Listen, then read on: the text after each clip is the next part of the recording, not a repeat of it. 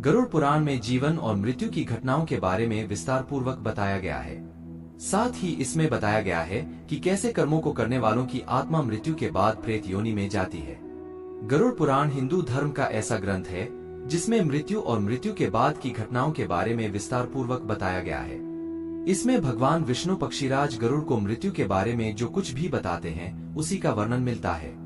गरुड़ पुराण ऐसा ग्रंथ है जिसमें जन्म, मृत्यु, पुनर्जन्म, कर्म, आत्मा, पाप पुण्य, नीति नियम, धर्म और ज्ञान से संबंधित बातें बताया गया है। साथ ही इसमें मृत्यु पश्चात आत्मा के मनुष्य योनि और प्रेत योनि में जाने के बारे में भी बताया गया है कि आखिर किन कर्मों के बाद आत्मा प्रेत योनि में जाती है। प्रेत योनि क्या है? गरुड़ पुराण में उल्लेख मिलता है, मृत्यु के बाद आत्मा जब शरीर का त्याग कर देती है तो इसके बाद भी उसमें भूख, प्यास, क्रोध, द्वेष और वासना आदि का भाव रहता है।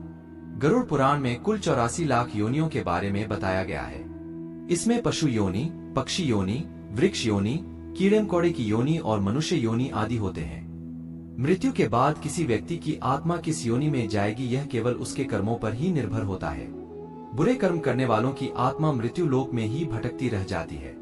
वहीं अगर किसी की मृत्यु दुर्घटना, हत्या या आत्महत्या आदि के कारण होती है, यानी आत्मा अपने शरीर को प्राकृतिक तरीके से नहीं त्यागती है, तो इससे आत्मा प्रेत योनि में चली जाती है।